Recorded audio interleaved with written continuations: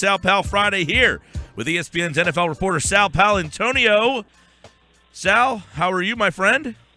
Mike, it's always good to join you on a Friday afternoon, especially a spectacular fall afternoon like this with the birds in town playing the Vikings, number one team in the NFL. Loving it. That's right. So number one team, they're legit. You like them? This is the best the NFL has to offer. Well, when you're undefeated and you're the only undefeated team in the NFL, you got to be right up there. They're definitely the number one team in the NFC. That defense is pretty good now. It's pretty good. I think Carson Wentz, he's only played 5 games, and now he's going to get a dose of a real defensive coordinator in Mike Zimmer. And I don't know if you watched the NFL matchup show with Jaws and Haji, but Jaws and Haji do a great job of breaking down this game in our show, especially Mike Zimmer's double A gap blitz. He's the godfather of that double A gap blitz, and now they're starting to do stuff off that double A gap blitz tactically that is very, very interesting. And I'm not going to give it away, but you got to watch the show. But the bottom line is that Carson Wentz better get rid of the ball quickly. Yeah, and we'll talk a lot about defense because Wednesday, your conversation with Doug Peterson pertained to defense, which a lot of time when Doug's in the press conferences, he doesn't talk a lot about defense, or at least he doesn't get his hands dirty with it. And you kind of pressed him a little bit on why his team is not blitzing more. Lowest blitz percentage in the NFL. Have they discussed, or has Doug sat down with Jim Schwartz and said, hey, buddy, we might need more pressure?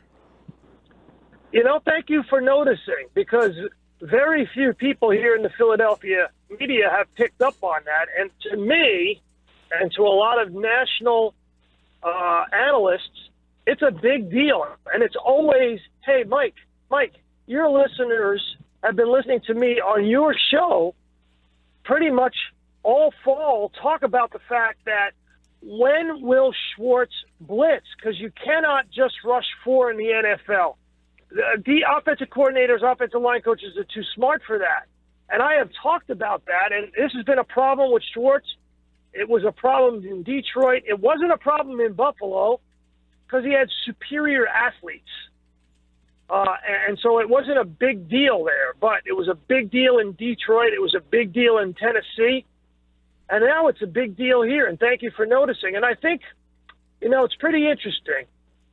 The one thing that Peterson said all week that was different from every other press conference was he sat in the defensive meeting room with Schwartz, actually one-on-one, just him and Schwartz.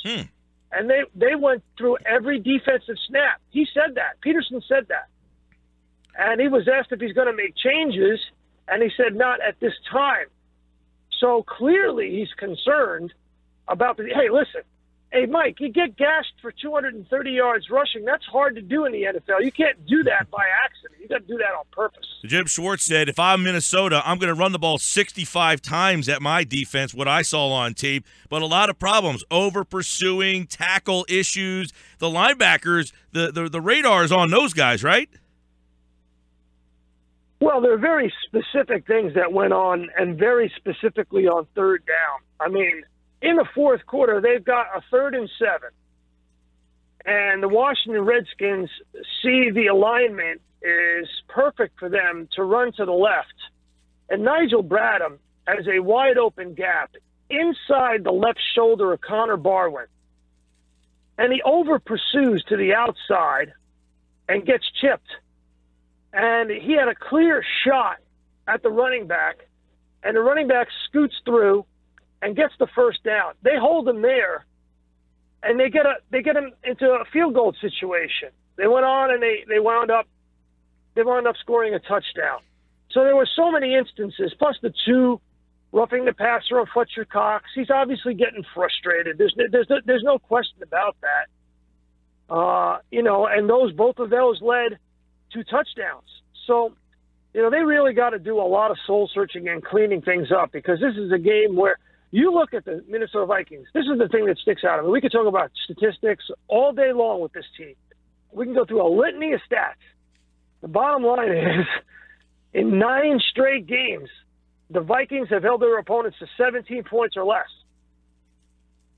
Dominating, right? I mean, right now in this league, in a league that doesn't let you do much on defense, they are to me, this team, Zimmer, what he's doing, now he's a Belichick guy, right? He reminds me a lot of what they do in New England. They have a similar – when I look at what New England does, Minnesota reminds me a lot of what they do. A lot of just safe, don't make mistakes, defense. They don't have Brady, obviously, but you can see Zimmer's off that Belichick tree. Mike, I don't want to correct you, but he's really off the Parcells tree. He coached under Parcells. Parcells is a mentor. He talks to Parcells on a almost weekly basis. And, he really gets a lot of his approach. Now, doesn't have the rough edges, doesn't have the jagged edges that Parcells has in terms of dealing with players. He's a much more even-keeled, soft-hearted guy. I think he's a terrific coach. I really do. He's headed the Coach of the Year honors, in my view. And I would say this. The Elway Denver Broncos model of playing defense that is so stingy that allows a quarterback of marginal ability or marginal efficiency to prevail, that's the model. And it's really the Pete Carroll model started about 4 years ago with Russell Wilson. If you lead the league in points allowed, like Seattle, you're going to go to the Super Bowl if your quarterback doesn't turn the ball over. What did we see last year? 2 out of the last three MVPs of the Super Bowl have been on defense for a reason. 6 touchdowns, no picks. Any extra pressure? I mean, that's Bradford's numbers. Any extra pressure this week at that building for Wentz? I mean, I know the trade seems like a win-win, but you're up there? Is that ringing through the building? It is a little odd that this guy, they were playing for Bradford 7 weeks ago, and now they're against him. It's going to be weird. When we talked to Malcolm Jenkins on Wednesday, he just said, it is weird. Bradford was our quarterback, and now we're playing against him. He knows a lot about us, but we know a lot about him. So it'll cancel itself out. I think both teams are under pressure for different reasons. But, Mike, you have to agree with me, far more pressure on the Eagles in this game. No doubt. Let me ask you about this, because I think this is something that I think Doug got a lot of credit the first 3 weeks. Good game plan, called a good game, nice play design. What do you think his play call in the last 2 weeks? Well, he hasn't been able to do much. I mean, here's the deal. They played poorly on offense with Lane Johnson at right tackle. They played poorly on offense with Big V at tackle. But there's a couple of specific things to keep in mind. One, with Big V at right tackle, they did not run to the right side against Washington. Now, the previous 4 games, they ran to the right side 17 times, averaging 5.7 yards a carry. The NFL average to the right side is 4.8. So without Lane Johnson, it limited their versatility in the run game. Couldn't run right. If the defense knows you're not running right, Mike, you're telegraphing everything. Everything. Yeah, that's an unbelievable statistic right there. Not to try one time. Do you think Peterson's being stubborn, or is he smart to stick with V? Oh, I think it's a big mistake. It's a huge mistake. Sal Paolantonio. Wisniewski can't be that bad. I can't. Practice. Yeah, that's even. Look. All right, you don't want to move Barbie. Tobin's played there. I know Tobin's not great, but he's got some experience. You're putting a rookie on the road in the division. I found that to be a head scratcher. Me too. I would have put Tobin out there, Barber at left tackle. Even if you're worried about Kelsey's health, and they obviously are.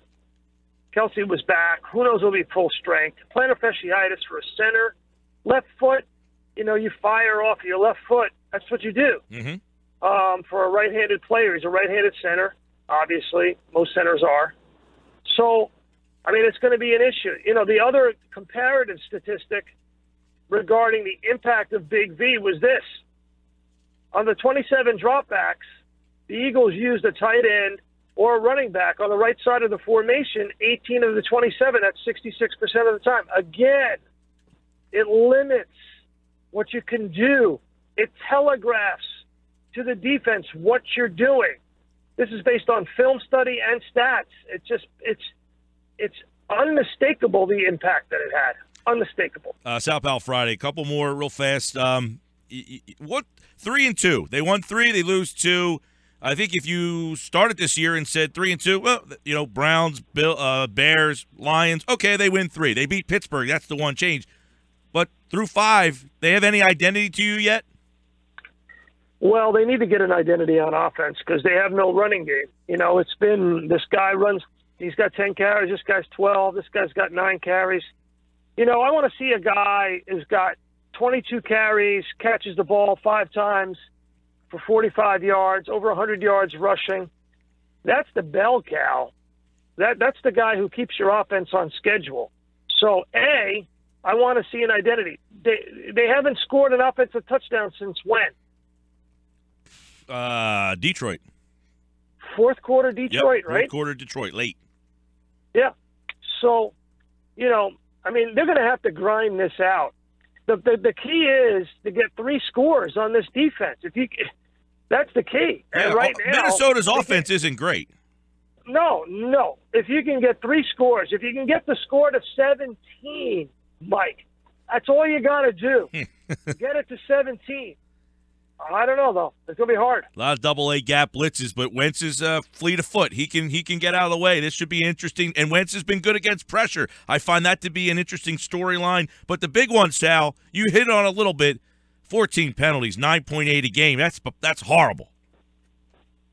It is. 12.5 per game in the last 2 games. It's bad timing on the penalties. It's the number of yards that you're penalized, over 100 yards per game. If you're not rushing for 100 yards and you're giving up 100 yards in penalties, you can't win, especially on the road in the NFL. Sal Pal Friday here. More on this Eagles game throughout the day. Sal's got it covered for ESPN. And if you get a chance, check out the matchup show as well. I'm sure they're really dig deep in this one. I'm looking behind us on the screen. They got more on this game. This one's getting covered big time. Can Carson Wentz knock off Sam Bradford? How will he be received? Bradford, I think, will get booed. He's won 4 in a row on the road. And, I think they can take the crowd out of it. I'm still picking the Eagles to win this game. The Vikings are due to have a bad game, and I think this will be the game where they have a bad game. I really do. And Bradford, I think, will have a hard time coming to Philly and playing in this game. I think the Eagles are going to win this game 17-14. 17-14 for Sal Pal on a Sal Pal Friday. Sal, all right, my man, we'll catch up next week and see how it all turns out. Should be fun. Very physical up there. I'm gonna be listening to Ben Gosling when you have him on at 4:30. He's a good reporter. He'll tell you what's going on with the Vikings. He's a good guy too. All right. Well, we'll have that coming up in about an hour and 15 from now. Sal, you'll be listening. We'll be talking to you next week, my friend. Okay, brother.